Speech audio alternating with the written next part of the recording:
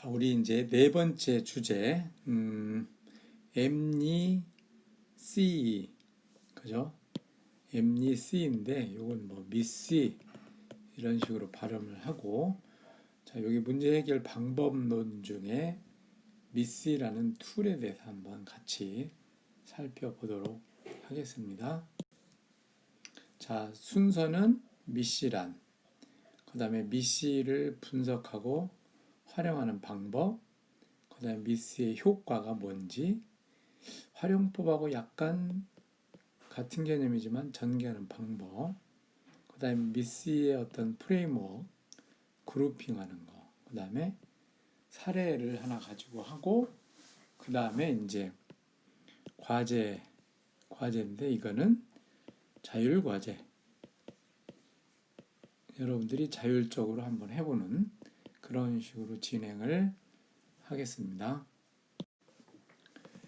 자, 여기서 그 미시적 사고란, 미시가 이제 결국 뭐 분석 툴인데, 사고력을 키우기 위한 거예요. 그리고 요거는 의미가 서로 중복되지 않으면서 각각의 합이 전체가 되게. 그러니까 이만큼 원래 합은 전체는 정해져 있어. 근데 요것들이 뭐 여러 가지 형태로 존재하는 거예요, 세상에. 근데 이거를 중복됨이 없이 하나씩 하나씩 전부 다 도출해내는 방법이라고 보면 돼요. 그래서 빠짐없이 분류해내는 것이 여기서는 포인트가 된다. 미시적 사고는 중복 없이 누락 없이 분류하는 건데, M이야. M이 mutually 상호간에 exclusive 중복되지 않게끔 한다. 그러니까 요게 이제 예를 들어서 전체 이만큼 있으면 이렇게 걸쳐 있고 중복되는 게 있으면 안 되는 거지, 그지? 이런 것들은 더 쪼개서 해야 되겠죠.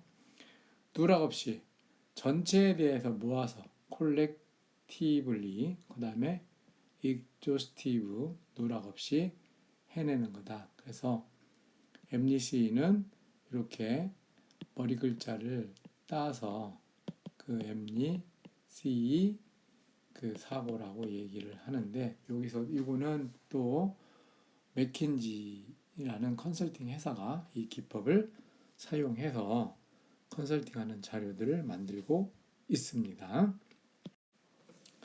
자, 그러면 이걸 왜 하느냐? 근데 이제 우리가 용어 정의에서 나와 있듯이 이런 거예요. 전체적인 상황을 파악하지 못한다면 효과적으로 대책을 마련할 수 없다. 어떤 대응책을 마련하기 위해서 그 이슈가 됐든, 그지? 리스크가 됐든 빠짐없이 모두 조사해야 이거에 대한 대책을 마련할 수 있잖아요, 그죠? 그러면 이 빠짐없이 다 도출하는 것도 쉽지 않잖아, 그지? 그 다음에 서로 중복되거나 누락되는 부분이 없어야 되는 거고, 그래서 누락됐다면 이런 어떤 리스크가 있는데 그걸 누락시켰다면 요거에 대한 대책이 없잖아. 그러니까 우리가 보통 그 뭐 예외사항이라고 얘기하는 것들이 이게 뭐야? 생각하지 못한 것들이 밝혀지는 걸 말하는 거잖아. 이런 게 없어야 된다. 그리고 중복이라면 뭔가 이제 대책을 세우는데 이 대책 뭐 상황 리스크도 여기도 있고 여기도 있는데 막 굉장히 상황을 많이 모았어. 근데 이놈 중복, 이거 중복이었어. 근데 요거는 A팀에서 해결했고 요거는 B팀에서 해결해. 그러면 다 대책에 나왔을 때 이 부분 중복된 부분들이 이중으로 결과가 나오는 거지. 대책에 나오는 거지. 그러면 요거를 여기서 시행했을 때 비용이 어떻게 돼? 비용이 2배로 들어갈 수 있어요. 중복된 부분에 대해서는. 그래서 그런 걸 방지를 해야 된다는 것이고, 이제 활용법이야. 이건 뭐냐면 전체 집합을 하고 확인한다. 예를 들면 뭐 국민이라면 한국에 사는 모든 사람들이다라는 걸 모아놓고, 그 다음에 자, 이거를 성별로 분류할 거냐, 나이로 분류할 거냐, 또는 뭐 지역으로 분류할 거냐, 이런 기준들을 다 끄집어내요. 그러면 기준으로 이렇게 분류하면 여기서 이제 하나씩 좁혀 나가지는 거지. 그 다음에 이 지역에서도 또 세부 분류할 수 있으면 그 세 분류해서 찾아내면 되는 거예요. 그 다음에 분류된 항목을 채워 나간다. 예를 들어 지역에 뭐 충남이다. 그럼 충남도 뭐 시군별로 또 이렇게 리스트를 할 수 있죠, 그죠? 이렇게 채워 나가는 거야. 그리고 나중에서 쭉 확인해 보는 거지. 빠진 게 없는지, 중복된 게 없는지 이렇게 네 단계로 접근해서 확인하면 되는 겁니다. 그러면 미시의 효과가 뭐냐? 이게 약간 앞에서 하고 중복이 되네. 누락된 게 없다. 그지? 중복도 없어서 비용 효율도 좀 좋아진다. 판단 사고의 범위를 정해준다. 또 우선순위와 중요성을 인식할 수 있게 해준다. 이걸 함으로써 판단의 사고 범위도 정해지고 우선순위도 정해지는 거예요. 그리고 비용도 절감해서 비효율적인 걸 없애주고 이런 효과가 있는 거다. 활용법하고 같은 건데 과제를 확인하고 기준을 찾고, 그지? 기준이라고 하면 아까 성별로 하느냐, 인구를 조사할 때 나이로 하느냐, 지역으로 하느냐, 뭐 취미로 하느냐, 소득으로 하느냐 이런 것들을 기준을 정한다 이거지. 그래서 크게 묶은 그룹을 한 번 더 분류해 보는 거고, 이거를 분류를 한 번 더 빠진 게 없는지, 그리고 누락 중복된 것이 없는지 최종적으로 확인해서 정리하면 되는 겁니다. 우리가 이제 나중에 프레임워크 방법이라는 걸 또 배워요. 근데 이 미시를 기반으로 한 프레임워크가 몇 가지가 있다고 해서 소개를 해주는 거예요. 먼저 마케팅 기획 수립에 자주 사용되는 기법이 포피 기법이 있어요. 자, 포피 기법은 제품, 가격, 유통 경로, 판매 촉진 이렇게 하잖아. 그럼 요것별로 그룹핑을 해놓고 시작을 한다는 거지. 그 다음에 이렇게 나열을 해야 빠진 것이 없는 거로 보이는 거예요. 그 다음에 기업 경영에서 사용되는 기법 중에 3C 또는 4C라는 게 있어요. 예를 들어 4C는 고객에 대한 채널, 자사, 경쟁, 고객 시장 이렇게 이제 그 분류를 하거든. 이것도 빠짐없이 나열하는 방법 중에 하나인데 이런 틀을 가지고 한다. 그리고 흐름에 대해서 일의 시작과 끝 드는 단계의 프레임워크는 인지하고 이해하고 동기부여하고 뭐 기술을 가지고 생산해서 판매한다. 이런 흐름을 이렇게 이런 틀로 정리해서 활용하는 방법들이 있다. 그러니까 우리가 그 미시를 할 때 이렇게 정리하는 방법, 이렇게 그 원으로 묶어서 형성하는 방법, 이렇게 흐름으로 하는 방법, 이 틀을 가지고 활용하면 그 예를 들어서 시각적으로 좋죠. 가시적으로 나타나니까. 그 다음에 이제 구조화돼 있지. 그래서 더 지루하지 않고 한눈에 잘 파악할 수 있게 되는 겁니다. 자, 우리가 뭔가 이제 분류를 할 때 그룹핑이라는 걸 많이 해요. 굉장히 중요해요, 이게. 그래서 미시적 접근에서도 이 그룹핑을 합니다. 그룹핑해서 분류를 하는 거예요. 그래서 예를 들어서 많은 정보가 막 산재해 있어. 근데 여기서는 그룹핑을 이미 해놨지. 그룹핑이 하기 전에는 어떻게 됐겠어?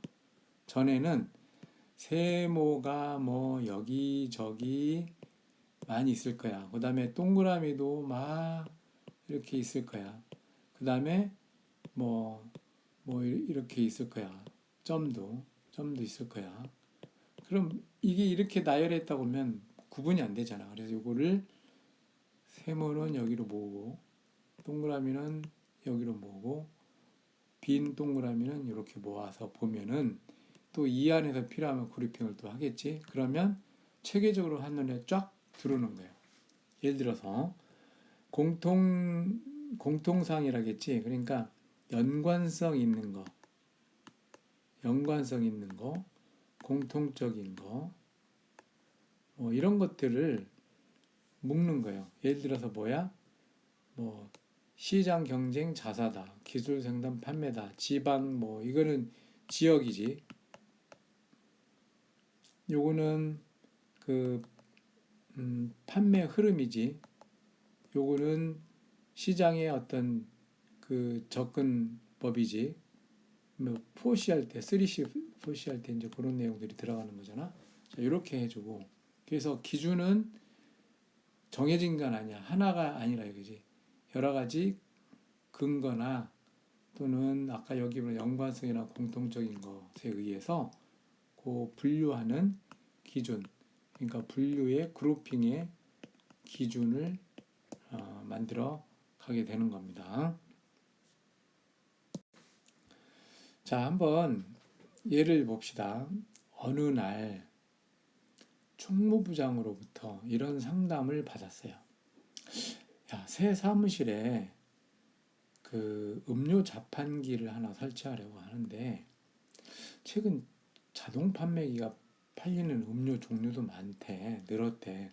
그러니까 자동 판매기에서 팔리는 음료수 종류도 많대.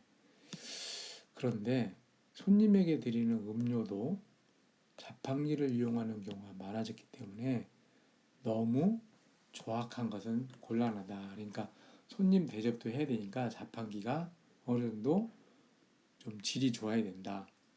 기왕이면 우리 직원들이 즐겨 쓸 수 있는 자판기를 설치해서 업무의 생산성도 높이고 싶다. 그래서 지금 자판기를 살 수 있는 음료에는 어떤 것이 있는지 한번 파악해서 가르쳐 주지 않겠냐.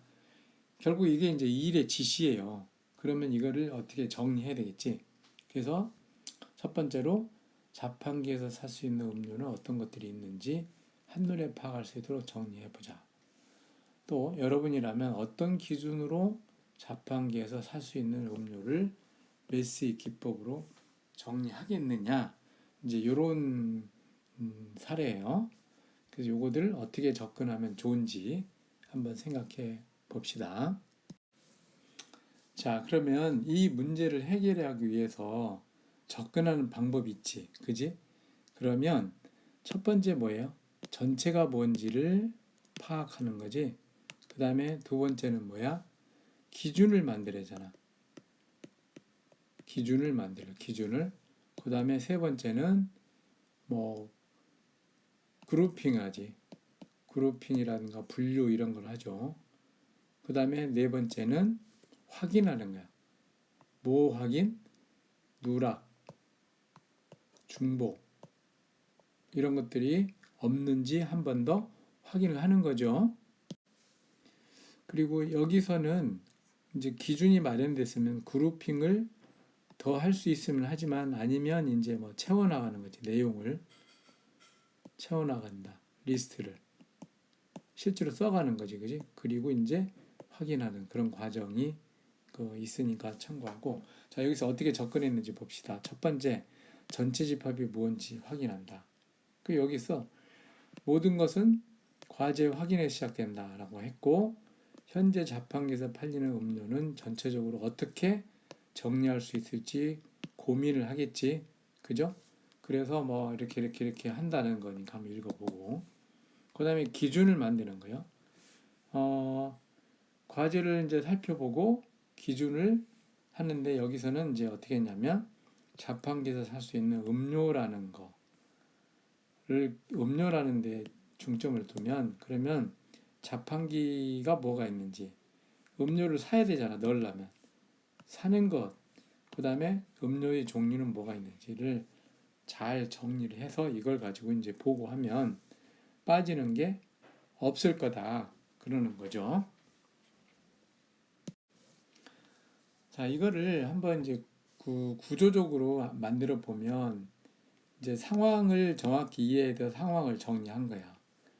뭐 아까 말한 대로 자판기를 설치하는데 팔리는 음료의 종류도 다양해졌다.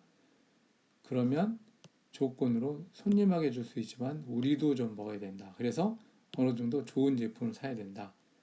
그래서 과제는 거야. 자판기에서 살 수 있는 음료들이 어떤 것이 있는지 조사하는 거지. 그래서 전체 집합이 뭔지를 파악하는 거야. 자판기에서 팔리는 음료 조건들을 다 정리를 해야 되겠죠. 그리고 나서 MC 기준을 만드는데 이걸 팔기 위해서 파악하기 위해서 어떻게 하느냐? 자판기는 뭐가 있는지, 어떻게 구입하는지, 음료는 뭔지 이것들을 기준을 잡은 게 기준을 잡아서 분류를 기준을 잡아서 한번 정리를 해보자는 거죠. 자, 이제 이렇게 해요. 예를 들어서 자판기를 기준으로 할 때, 그럼 자판기를 뭐가 있느냐를 이제 정리를 하겠지. 이제 그 다음에 자판기가 있으면 이제 구입을 어떻게 할 거냐 또 정리를 하면 되죠. 그 다음에 음료의 종류가 뭐 있는지 또 정리를 하면 되는 거야. 자, 여러분들이 한번 스스로 한번 해보고 다음 거를 보는 것도 하나의 방법이에요. 그래서 이제 여기 이렇게 정리를 해봤네. 자판기라는 개념 가지고 메시하게 분류를 해봤다. 뭐 이게 정답이 있는 게 아니야. 있는 것이 아니다. 여러분들이 얼마든지 이거보다 더 잘할 수 있는 거지. 여기서는 어떻게 했어? 상품 메이커별로 자판기의 상품 메이커를 보는 거야. 코카콜라 음료, 제일제당 음료, 농심 음료. 상품의 메이커, 음료 자판기. 이게 음료 회사별로 자판기를 넣을 수도 있잖아. 근데 자판기의 기준을 어디다 설치하느냐, 설치 장소를 실내냐, 실외냐 이렇게 보는 거야. 그러면 이게 왜 그냐면 이걸 왜 그냐면 그 손님, 그지? 직원이 사용할 수 있는 거라고 그랬잖아. 그러면 설치하는 기준도 중요한 거잖아. 자판기에 대해서.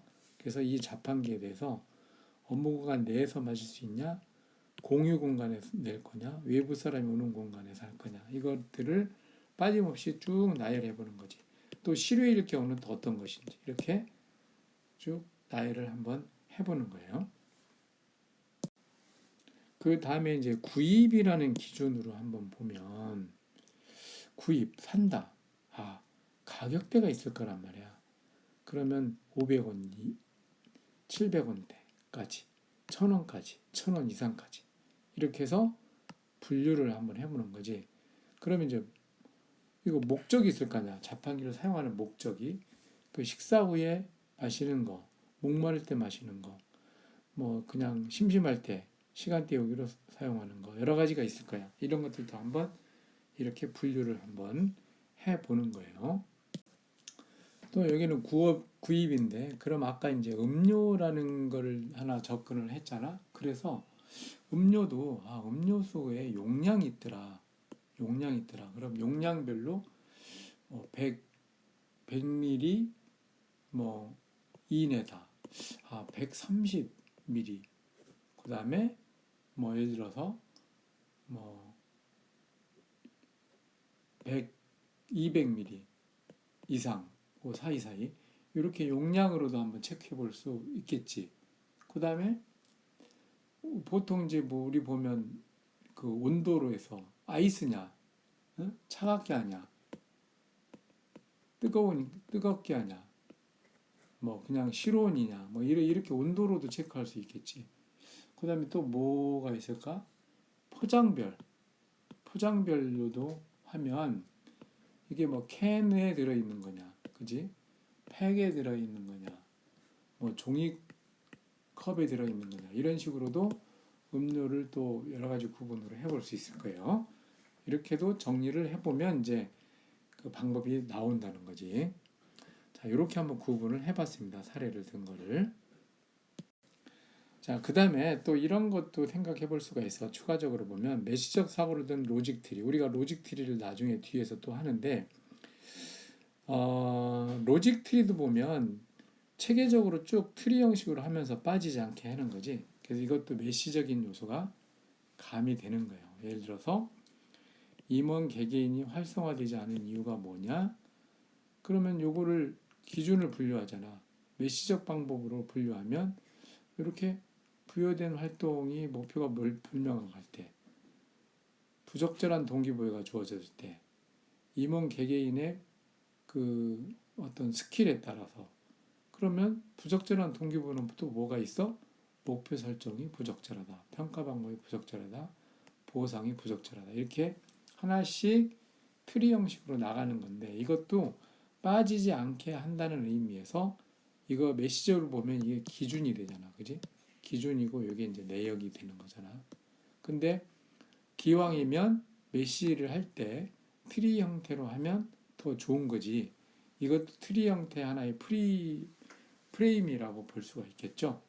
그래서 팩트 분석이 가능한 수준까지 구체화해 가는데 이렇게 하나씩 하나씩 트리 형태로 분기를 해서 분석해도 좋은 방법이 되겠다 싶어요. 그리고 이 메시적 사고에 대해서 아까 트리 형식도 있지만 이거를 도표로 구성하는 방법도 생각해 볼 수가 있어요. 그래서 이렇게 내용이 나오면 퍼센티지로 또는 이렇게 그 그래프 이거는 이제 바 차트 형식으로 하는 거고 차트 형식으로 하는 거고 요거는 파이 차트 형식으로 또 해보는 거죠. 자, 이렇게 메시적 사고도 활용하는 방법이 여러 가지가 있고 이렇게 그래프 형식으로 도표 형식으로 표현하면 한눈에 들어와서 전체를 파악하는데 매우 도움이 되니까 활용해 보기 바랍니다. 자, 여러분들이 이런 트리 형식 메시적 사고를 로직 트리 형식으로 구성하는 것을 가장 쉽게 해볼 수 있는 것은 우리 집 나부터 한번 접근해 볼 수 있어. 그지? 자, 우리 집 문제점을 내부 구성원과 외부 구성원의 문제점 관점에서 로직 트리를 구성해 봤다 했어. 근데 이게 이해야. 우리 집의 문제점 뭐냐? 내부 구성원의 문제와 외부 구성원의 문제와 내부 구성원의 문제가 있다. 그래서 외부 구성원은 뭐 이 큰 이모, 뭐 이모들이 가깝죠. 큰 이모에서 큰 이모는 고지식하게 집안일에 대한 참견을 한다. 내부 가족들 보면 엄마, 아빠, 오빠, 나 이렇게 기준을 정하는 기준을 그지? 이건 큰 분류, 이건 작은 분류. 그래서 여기다가 이제 리스트하는 거지. 무조건 일찍 일어나야 된다. 대청소를 너무 자주 한다. 친구들이 너무 좋아한다. 책 읽을 때 TV를 보지 못하게 한다. 엄마는 교회를 다니도록 강요한다. 나와 오빠를 비교한다. 주장을 잘 펴지지 않는다. 오빠는 아빠의 요구에 부응하지 않는다. 기가 가득다. 방이 더럽혀져 있다. 자립심이 없다. 나는 용돈을 너무 빨리 사용한다. 공부에 집중 안 한다. 이런 문제점이 나오면 여기에 대한 해결책을 마련할 수 있겠죠. 그래서 이렇게 메시적 사고의 틀을 만드는 거니까 여러분들이 꼭 이런 것들을 한번 실천해 보기를 바랍니다. 그래서 이제 자율 과제예요. 여러분들이 한번 해봐요. 이건 평가하는 거 아니에요. 실제로 해보는 거예요. 자, 이제 도시락의 종류가 계속 늘었다. 이거를 어떻게 정리할 거냐? 메시적 방법으로 어떻게 한다고? 메시적 방법은 첫 번째 전체를 파악한다. 두 번째 기준을 마련한다. 기준을 마련한다. 세 번째 이제 더 분류를 하거나 아니면 써 내려가는 거지. 이제 리스트업을 해 나가는 거지. 네 번째 빠진 게 없는지 중복이 없는지 확인한다. 이런 절차로 하면 되는 거예요. 쉽죠? 두 번째는 어느 독신 남성이 1개월 수입의 사용 내역이지, 지출 내역이야. 이거를 그룹핑해서 분류해봐라. 아까 그룹핑 했었지. 자, 요게 이거 그룹핑인 거야. A, B, C가 막 섞여 있는 거야. 그러면 A, B, C로 다시 분류를 하는 거지. 그지? 자, 요것도 한번 해봤으면 좋겠어요. 자, 그래서 짧은 시간 내에 이제 메시라는 걸 해봤는데, 우리가 여기서는, 메시가 무엇인지 요거를 파악했는데, 어떤 관심 있는 그 대상에 대해서, 그지? 전체에 대해서 상호 겹치지 않게, 중복되지 않게, 빠지지 않게, 그지? 요거를 정리해주는 방법이다. 그래서 굉장히 복잡한 주제들을 간결하게 만들어주는 방법이야. 그 다음에 자, 요거에 대한 절차, 그죠? 접근하는 절차가 있었지. 첫 번째 어떻게 전체를 파악한다. 요게 이제 주제 파악하는 거야. 두 번째 메시에 대한 기준을 마련하지. 기준. 세 번째 기준 마련했으면 뭐 분류를 더 한다든가 그 다음에 요거를 이제 써 내려가는 거지. 써 내려간다. 리스트 업을 하는 거야. 네 번째 확인하지. 뭐를 확인해? 중복이라든가 중복의 누락 이런 것이 있는지 확인을 해주는 거예요. 이런 것들. 그리고 이제 뭐 메시 하는 방법 중에 뭐 그냥 하는 방법을 예를 들어서 프레임워크 방식으로 또 정리하는 방법이 있었지. 그 다음에 뭐야? 그룹핑도 하는 방법이 있었지. 그 다음에 뭐야? 로직 트리로 또 구성하는 방법도 있었지. 자, 이런 거를 활용해서 그 여러 가지 생각의 정리를 잘 한다면 복잡해지는 부분을 간편하게 정리할 수 있고 빠지지 않게 할 수 있어요. 빠지지 않게 정리해야 그 해결 방안이 잘 마련되는 거지, 그죠? 질이 좋은 보고서가 되는 거예요. 자, 여러분 수고했습니다.